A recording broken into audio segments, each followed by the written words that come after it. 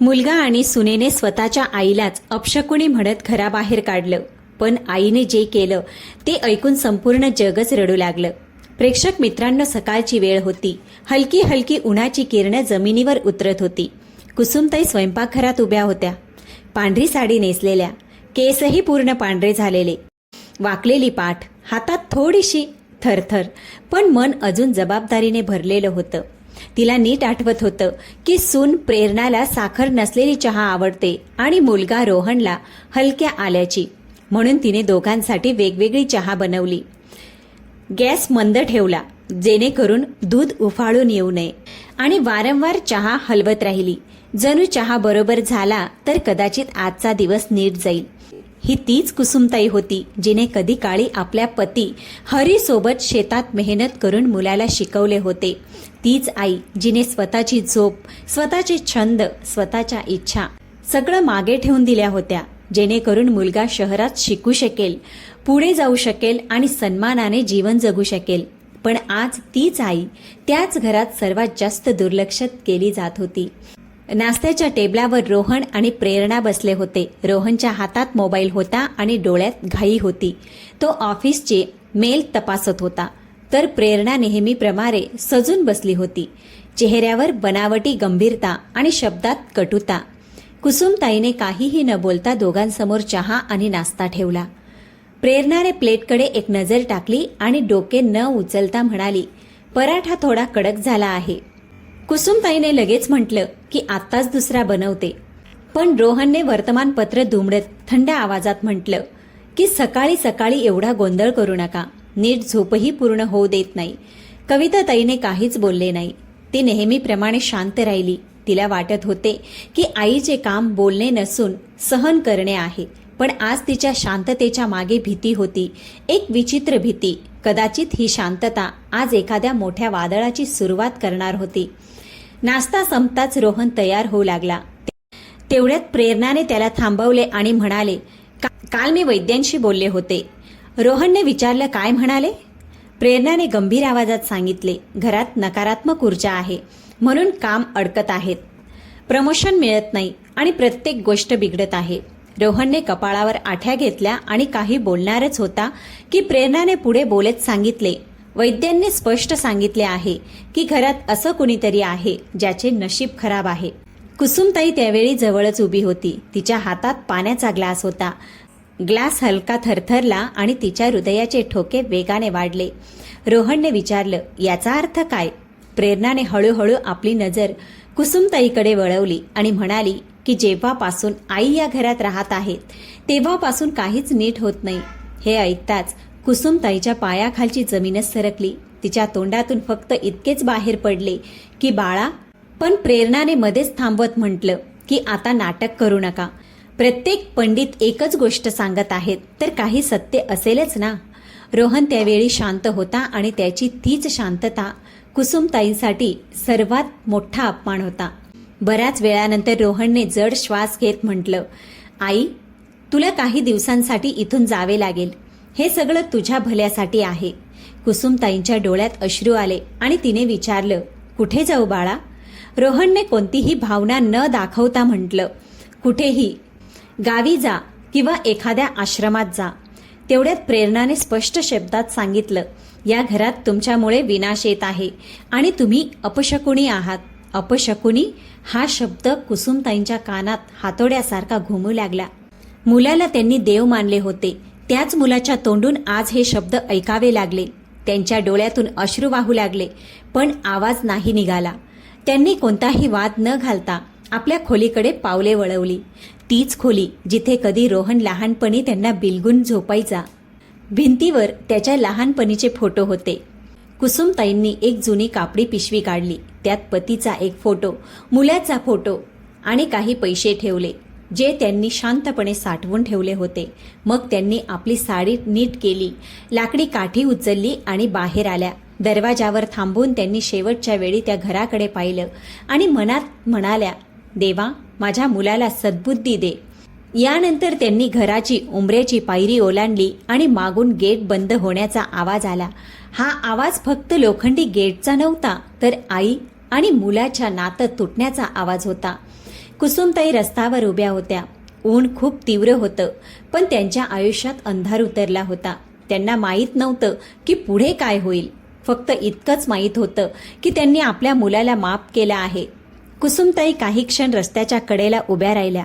त्यांना समजत नव्हतं की आता कोणत्या दिशेने पावलं टाकावीत. मागे तेच घर होतं जिथे त्यांनी आपलं संपूर्ण आयुष्य घालवलं होतं, आणि पुढे असा एक रस्ता होता ज्याचा काहीच ठाव ठिकाणा नव्हता. लोक आपापल्या कामात व्यस्त होते. कोणी ऑफिसला जात होतं, कुणी मुलांना शाळेत सोडत होतं.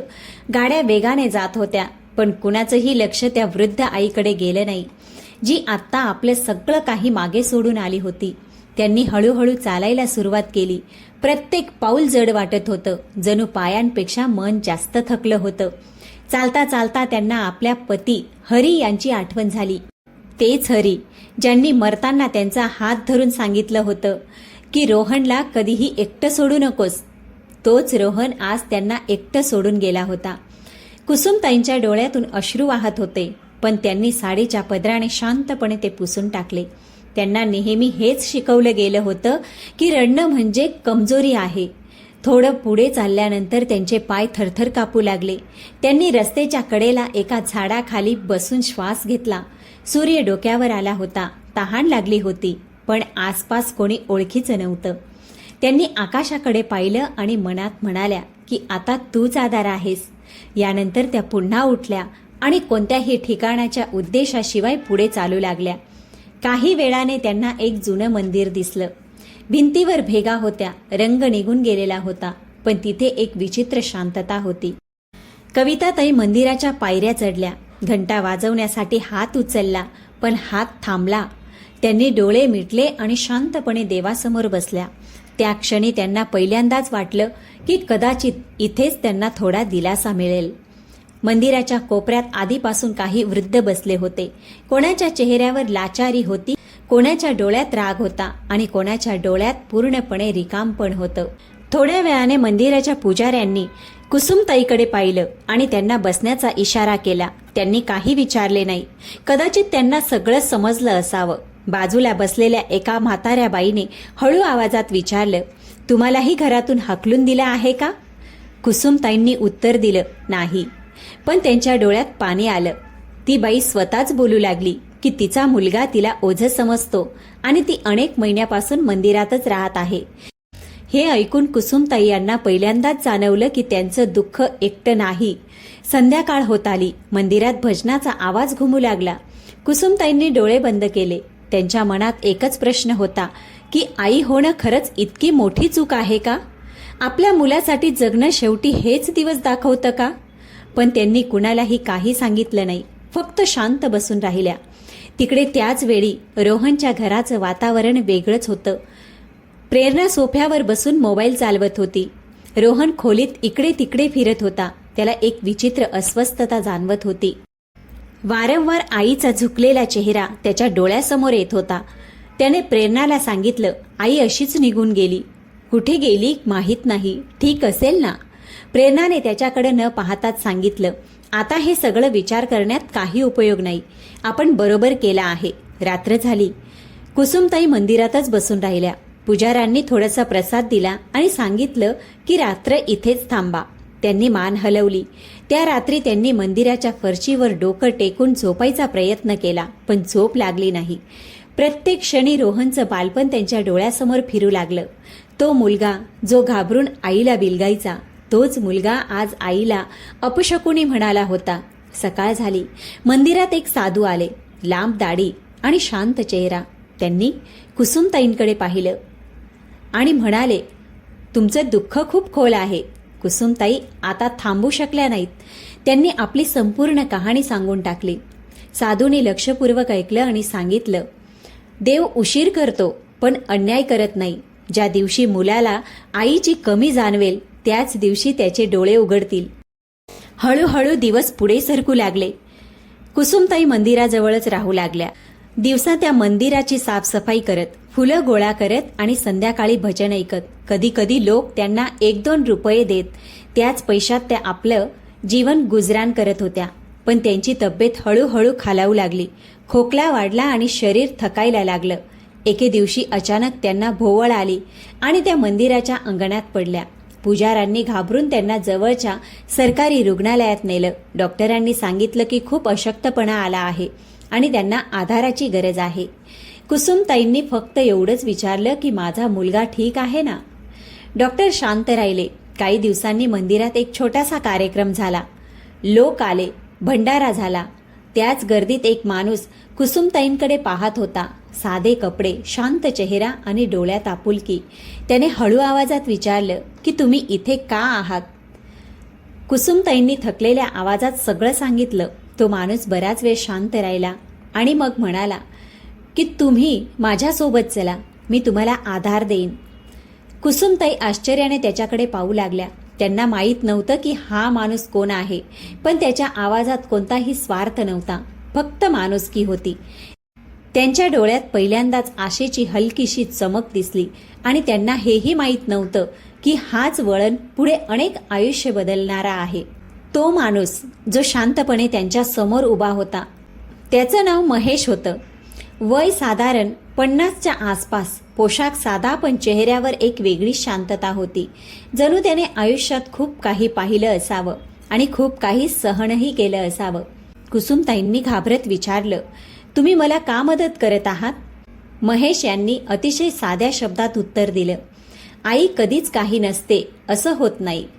फक्त हे शब्द कुसुमताईंच्या मनात उतरले. त्या दिवशी कुसुमताई मंदिरातून महेश सोबत निघाल्या. त्यांच्याजवळ फक्त एक छोटंसं कापड्याची पिशवी होती, ज्यात गेल्या आयुष्याच्या काही आठवणी साठवल्या होत्या. पण मनात पहिल्यांदाच भीती कमी झाली होती की रात्र कुठेतरी काढायची आहे. महेशचं घर शहराच्या बाहेरील भागात होतं. खूप मोठं नव्हतं ना फार सजलेलं, पण जसं कुसुमताई त्या घरात पाऊल टाकतात त्यांना एक वेगळीच आपुलकी जाणवते. जणू ही जागा त्यांना ओळखत होती. महेश यांनी त्यांना एक स्वच्छ अंथरूण दिलं आणि म्हणाले की तुम्ही आराम करा. कुसुमताईंनी हळूच विचारलं की मी ओझं तर होणार नाही ना? महेश हसला आणि म्हणाला की ओझं ते असतं जे उचलावं लागतं, आई ती असते जिची जपणूक केली जाते. हे ऐकून कुसुमताईंच्या डोळ्यात पाणी आलं, पण यावेळी त्या अश्रूंमध्ये वेदना नव्हती तर दिलासा होता. पुढील काही दिवसात कुसुमताईंची तब्येत थोडी सुधारू लागली. वेळेवर जेवण मिळू लागलं. रात्री झोप येऊ लागली, पण त्यांचं मन रिकामच राहत होतं. प्रत्येक संध्याकाळी त्या दाराकडे पाहत बसत, जणू कोणी येणार आहे. महेश हे सगळं समजत होता, पण काही बोलत नव्हता. त्याने त्यांना कधीही त्यांच्या मुलाबद्दल प्रश्न विचारला नाही. कदाचित त्याला माहीत होतं की काही प्रश्नांची उत्तरं शब्दात मिळत नाही. हळूहळू कुसुमताई स्वतःला सावरू लागल्या. त्यांनी घरातील छोटी मोठी कामं करायला सुरुवात केली. महेश त्यांना थांबवत होता, पण कुसुमताईंचं म्हणणं होतं की कामामुळेच मन जोडलेलं राहतं. रिकामं बसल्याने आठवणी जास्त त्रास देतात. एके दिवशी त्यांनी जवळच्या सरकारी शाळेबद्दल ऐकलं, जिथे मुलांना शिकवण्यासाठी कोणी नव्हतं. कुसुमताईंनी महेशला सांगितलं की परवानगी असेल तर त्या मुलांना अक्षर ज्ञान शिकवू इच्छिते. महेशने क्षणाचाही विलंब न करता होकार दिला. दुसऱ्याच दिवसापासून कुसुमताई शाळेत शिकवायला जाऊ लागल्या. मुलं त्यांना आजी म्हणून हाक मारत. पहिल्यांदाच कोणी त्यांना अशा प्रकारे हाक मारली होती. त्यांच्या डोळ्यात पुन्हा चमक आली. जेव्हा एखादं मूल नीट अक्षर लिहू शकत नाही, तेव्हा कुसुमताईंच्या चेहऱ्यावर तेच हसू येत, जसे की कधी काळी रोहनची वही पाहताना येत होतं. दिवस सरत होते. कुसुमताईंच्या आयुष्यात पुन्हा एक अर्थ येऊ लागला. पण गेलेली नाती पूर्णपणे मागे राहत नाहीत. कधी कधी रात्री झोप तुटायची आणि त्यांना वाटायचं की रोहन हाक मारत आहे, बाळा जेवलास का? त्या उठून बसत आणि मग शांतपणे उशीकडे तोंड लपवून घेत, जेणेकरून महेशला कळू नये. तिकडे रोहनचं आयुष्य हळूहळू विस्कटत होतं. ऑफिसमध्ये त्याचं मन लागत नव्हतं. छोट्या छोट्या चुका होऊ लागल्या. बॉसने एके दिवशी स्पष्ट सांगितलं की तो आता आधीसारखा राहिला नाही. घरी परतल्यावर तो शांत बसून राहायचा. प्रेरणाच्या गोष्टी आता त्याला टोचू लागल्या होत्या. प्रत्येक समस्येचं कारण ती कधी आईवर टाकायची तर कधी नशिबावर. पण रोहनच्या आत काहीतरी तुटलं होतं.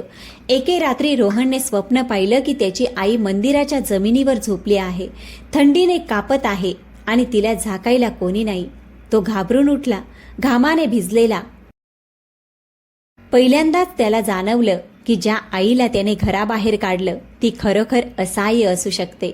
त्याने प्रेरणाला सांगितलं की आईला परत घेऊन येऊ, पण प्रेरणाने स्पष्ट नकार दिला आणि म्हणाली की हे सगळं भावुकपणा आहे. रोहन गप्प झाला, पण त्या रात्रीनंतर त्याच्या मनाला शांतता मिळाली नाही. प्रत्येक रस्त्यावर त्याला आईचा चेहरा दिसू लागला. प्रत्येक वृद्ध स्त्रीमध्ये तो आपल्या आईला पाहू लागला. त्याने मंदिरात जाऊन चौकशी केली, पण कळालं की आई तिथे राहत नाही. कोणीतरी चांगल्या माणसाने तिला आपल्या सोबत नेला आहे. हे ऐकून रोहनच्या मनात एक विचित्र भीती बसली. ही भीती की तो कुठेतरी खूप उशीर तर करत नाही ना. इकडे कुसुमताईंची तब्येत पुन्हा बिघडली. शरीर अशक्त झालं आणि वयही साथ देत नव्हतं. एके दिवशी शाळेत मुलांसमोर त्यांना भोवळ आली. महेशने त्यांना लगेचच रुग्णालयात नेलं. डॉक्टरांनी सांगितलं की दुःख आणि वय दोन्हींनी शरीर खचलं आहे. त्यांना विश्रांती आणि आधाराची गरज आहे. कुसुमताईने हळू आवाजात फक्त एवढंच विचारलं की माझा मुलगा ठीक आहे ना. महेशचं मन भरून आलं, पण त्याने काहीच बोलला नाही. रुग्णालयातून परतल्यानंतर कुसुमताई आणखी शांत झाल्या. ती कमी बोलत होती. जास्त वेळ खिडकीजवळ बसून बाहेर पाहत राहायची, जणू कोणाची वाट पाहत असावी. महेशला समजलं की आता उशीर होत आहे. खूप विचार केल्यानंतर त्याने एक निर्णय घेतला. तो रोहनला सत्य सांगू इच्छित होता, पण त्याला हेही माहीत होतं की ही बातमी रोहनच्या आयुष्याला हादरवून टाकेल. त्या रात्री महेशने पहिल्यांदाच कागद आणि पेन घेतलं आणि रोहनच्या नावाने एक पत्र लिहिलं. शब्द खूप कमी होते, पण त्यांचं वजन खूप जड होतं. त्याने लिहिलं होतं की तुमची आई जिवंत आहे, पण खूप अशक्त आहे. काही सांगायचं असेल तर उशीर करू नका. पत्र लिहून महेश बराच वेळ बसून राहिला. त्याला माहीत नव्हतं की हे पत्र एखाद्या मुलाला वाचवेल की तोडून टाकेल. महेशने लिहिलेलं पत्र रोहनपर्यंत एका साध्या लिफाफ्यात पोचलं. त्यावर ना कोणते भारी शब्द होते आणि ना कोणती तक्रार होती.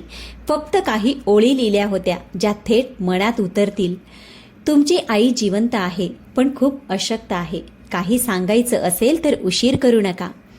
रोहनने पत्र वाचताच ते दुमडून पुन्हा उघडलं, जणू शब्द बदलतील, पण प्रत्येक वेळी त्याच ओळी त्याला तशाच टोचत राहिल्या. त्याचे हात थरथरत होते. घशात काहीतरी अडकलं होतं आणि डोळ्यांसमोर आईचा चेहरा फिरत होता. तीच आई जी दर सकाळी त्याच्यासाठी डबा बांधायची. तीच आई जी त्याच्या प्रत्येक काळजीपूर्वी त्याची भूक पाहायची. रोहनला पहिल्यांदाच वाटलं की त्याने खूप मोठा अपराध केला आहे आणि त्या अपराधाची शिक्षा आता शांतपणे त्याच्या आसपास पसरत आहे. तो काहीही न बोलता घराबाहेर निघून गेला. प्रेरणाने मागून विचारलं की कुठे जात आहेस, पण तो काही बोलला नाही आणि थांबलाही नाही. त्याला कळत नव्हतं की तो आईकडे जात आहे की स्वतःच्या भीतीपासून पळत आहे. टॅक्सीमध्ये बसताच त्याने डोळे बंद केले. रस्ताभर त्याला आईसोबत घालवलेला प्रत्येक क्षण, छोटे मोठे सगळ्या आठवणी आठवू लागल्या. लहानपणी पडल्यावर आईने त्याला उचलणं, रात्री भीती वाटल्यावर आईने डोक्यावरून हात फिरवणं, परीक्षेत नापास झाल्यावर आईचं म्हणणं की पराभवापेक्षा मोठं काही नसतं बाळा. टॅक्सी एका छोट्या घरासमोर थांबली. घर साधं होतं. बाहेर तुळशीचं रोप आणि दारात हलकीशी प्रकाश ज्योत. रोहन काही क्षण तिथेच उभा राहिला, जणू आत जाण्याची हिंमत गोळा करत होता. मग त्याने हळूच दार ठोठावलं. दार उघडलं आणि समोर महेश उभा होता. रोहनला पाहताच त्याच्या डोळ्यात पाणी आलं. त्याने काहीच बोलला नाही, फक्त वाट करून दिली. आतली खोली साधी होती. एका कोपऱ्यात खाट ठेवली होती आणि त्यावर कुसुमताई झोपल्या होत्या. शरीर अशक्त, चेहऱ्यात थकलेला, पण तीच आई पाहून रोहनच्या पायाखालची जमीन सरकली. त्याच्या तोंडून फक्त एकच शब्द बाहेर पडला, आई. कुसुमताईने हळूहळू डोळे उघडले. काही क्षण त्यांना विश्वास बसला नाही. मग त्यांचे ओठ हलले आणि त्यांनी मुलाचं नाव घेतलं, रोहन. आणि असं म्हणत त्या फुटफुटून रडू लागल्या. तो खाटेजवळ गुडघ्यावर बसला आणि आईचा हात धरला. आई, मला माफ कर ग. मी खूप वाईट मुलगा आहे. मी तुला घराबाहेर काढलं. कुसुमताईने थरथरत्या हाताने त्याच्या डोक्यावर हात ठेवला आणि खूप वेळाने हळू आवाजात म्हणाल्या, रडू नकोस बाळा. आई आपल्या मुलावर कधीच रागवत नाही. हे शब्द रोहनसाठी कोणत्याही शिक्षेपेक्षा कमी नव्हते. मोहन शांतपणे बाहेर निघून गेला. महेश शांतपणे बाहेर निघून गेला. हा क्षण फक्त आई आणि मुलाचा होता. रोहन म्हणाला, आई, घरी चल. मी तुला परत घेऊन जाईन. कुसुमताईंच्या डोळ्यात पाणी आलं, पण त्यांनी मान हलवली. त्यांनी म्हटलं की आता उशीर झाला आहे बाळा, शरीर खूप थकलं आहे. रोहन विनवणी करू लागला, आई असं म्हणू नको ग. पण त्यावेळी खोलीत डॉक्टर आले. डॉक्टरांनी रोहनला बाहेर बोलावलं आणि स्पष्ट शब्दात सांगितलं, हृदय खूप कमजोर झालं आहे. जे काही सांगायचं असेल ते आत्ताच सांगा. रोहनचं जग जणू एका क्षणात रिकामं झालं. तो परत खोलीत गेला. आईने त्याची अवस्था पाहून सगळं समजलं. त्यांनी म्हटलं की एक गोष्ट लक्षात ठेव, जे आई वडील आज ओझं वाटतात तेच उद्या देव बनून आशीर्वाद देतात. रोहन फक्त आईचा हात धरून बसून राहिला, काहीच बोलू शकला नाही. कुसुमताईने शेवटचा श्वास घेतला आणि खूप शांत स्वरात म्हणाल्या की देवा, माझ्या मुलाचं रक्षण कर. यानंतर त्यांचा श्वास थांबला. खोलीत एक विचित्र शांतता पसरली. रोहन ओरडला, आई. पण आता तो आवाज ऐकायला आई उरलीच नव्हती. दुसऱ्या दिवशी अंत्यसंस्कार झाले. रोहनने स्वतः मुखाग्नी दिली. ज्वाळांसोबत त्याचा गर्व, त्याचा अहंकार आणि त्याची उदासीनता सगळं जळून खाक झालं. प्रेरणाही तिथे आली होती, पण तिचे डोळे आता खाली झुकले होते. कदाचित पहिल्यांदाच तिला जाणवलं होतं की काहीतरी चुकीचं झालं आहे. त्या रात्री रोहन आपल्या घरी परतला. तेच घर जे आता त्याला रिकामं वाटत होतं. त्याने सर्वात आधी आईचा फोटो उचलला आणि सगळ्यात उंच जागी लावला. त्याने प्रेरणाला सांगितलं, या घरात आता आईची जागा सर्वात वर असेल. प्रेरणा शांत राहिली. तिच्याकडे बोलण्यासाठी काहीच उरलं नव्हतं. दिवस तसेच जात होते. रोहनने आपली नोकरी सोडली. त्याने ठरवलं की तो तेच करेल जे आई करत होती, निराधार वृद्धांचा आधार बनेन.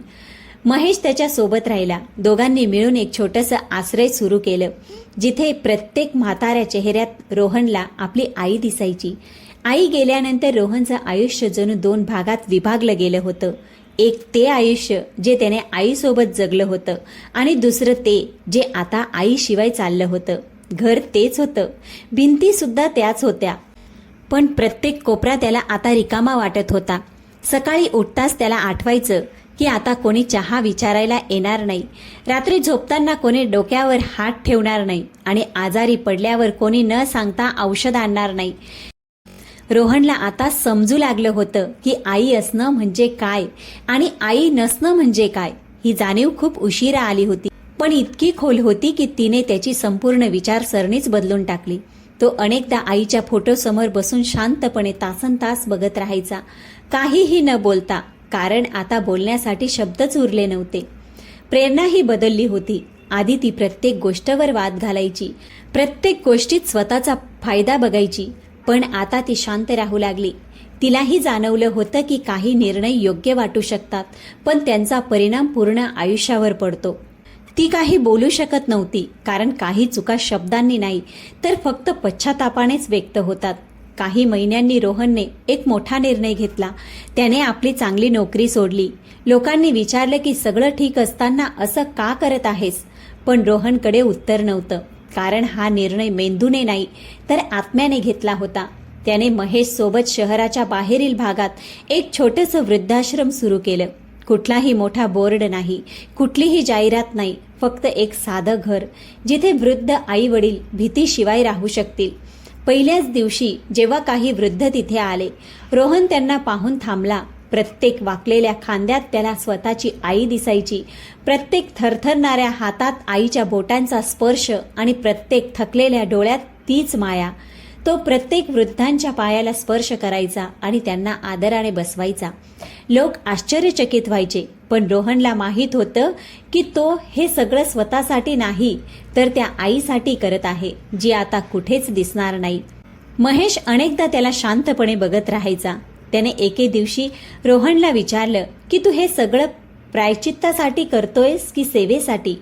रोहनने विचार न करता उत्तर दिलं की आता फरक समजत नाही, कारण आईनंतर दोन्ही सारखेच वाटतात. मोहनने मान खाली घातली. कदाचित त्याला उत्तर मिळालं होतं. आश्रमात येणाऱ्या प्रत्येक वृद्धाची कहाणी वेगळी होती. कुणाला मुलाने घराबाहेर काढलं होतं, तर कुणाला सुनेने ओझं म्हटलं होतं आणि कुणाला स्वतःच्या घरातच एकटं सोडून दिलं गेलं होतं.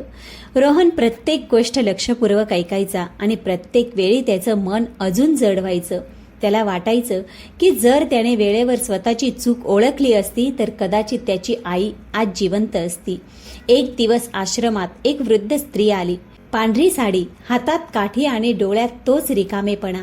रोहन तिला पाहून काही क्षण थांबला. त्याचा श्वास अडखळला. त्याला वाटलं जणू आई परत आली आहे. तो पुढे गेला आणि खूप हळू आवाजात म्हणाला, आई, तू इथे बस. त्या वृद्ध स्त्रीच्या डोळ्यात पाणी आलं. ती म्हणाली की इतक्या दिवसांनी कुणीतरी मला आई म्हटलं आहे. त्या क्षणी रोहनला समजलं की आई फक्त जन्म देणारी नसते. आई ती असते जी कोणाला आपलेपण देते. वेळ सरत राहिली. आश्रम हळूहळू एक घर बनलं. तिथे हसूही होतं, अश्रूही होते आणि शांतताही होती. पण रोहनच्या मनात आईची उणीव कधीच भरून आली नाही. तो प्रत्येक रात्री झोपण्यापूर्वी एकच गोष्ट म्हणायचा, कदाचित मी त्या दिवशी आईला थांबवलं असतं, कदाचित मी गप्प बसलो नसतो. पण आता हा कदाचित फक्त एक धडा बनून राहिला होता. एका संध्याकाळी रोहन छतावर बसला होता. आकाशात तारे चमकत होते. त्याला वाटलं जणू आई तिथेच कुठंतरी बघत आहे, हसत आहे. त्याने डोळे मिटले आणि पहिल्यांदाच मनापासून म्हणाला, आई माफ कर. त्या रात्री त्याला खूप शांत झोप लागली. या कथेतली सर्वात मोठी शिकवण हीच आहे की माणूस जोपर्यंत आपल्या आईवडिलांना रोज समोर पाहतो तोपर्यंत त्याची किंमत समजत नाही. पण ज्या दिवशी तेच आईवडील शांतपणे आयुष्यातून निघून जातात त्या दिवशी संपत्ती, प्रगती आणि समज सगळंच व्यर्थ वाटू लागतं. कारण आईवडील ओझं नसतात, ते तर ती मुळे असतात ज्यावर संपूर्ण आयुष्य उभं असतं. आणि जे लोक अंधश्रद्धा, स्वार्थ किंवा समाजाच्या टोमण्यांमध्ये येऊन स्वतःचा जन्म देणाऱ्यांना नाकारतात त्यांना शिक्षा लगेच मिळत नाही, पण आयुष्य हळूहळू त्यांना आतून रिकामं करून टाकतं. हाच देवाचा न्याय आहे, जो कोणताही आवाज न करता माणसाला तोडतो आणि शिकवतो. आता जरा स्वतःला एक प्रश्न विचारा, जर आज तुमची आई किंवा वडील शांतपणे तुमच्या समोर बसले असतील आणि तुम्ही त्यांना वेळ देत नसाल तर तुम्हाला खात्री आहे का की उद्या तुम्हाला ही संधी पुन्हा मिळेल? तुम्ही खरंच हे म्हणू शकता का की तुम्ही त्यांना तो सन्मान दिला आहे ज्याचे ते हकदार आहेत?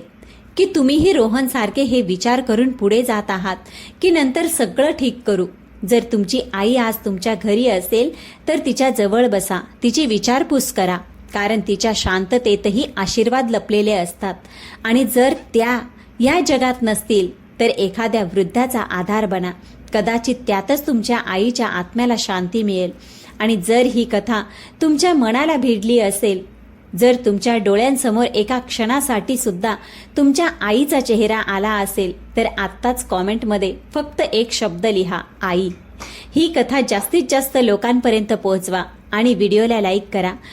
तुम्ही आमचा व्हिडिओ कोणत्या शहरातून बघत आहात ते सुद्धा कॉमेंटमध्ये लिहायला विसरू नका. चला तर भेटूया पुढच्या कथेसोबत.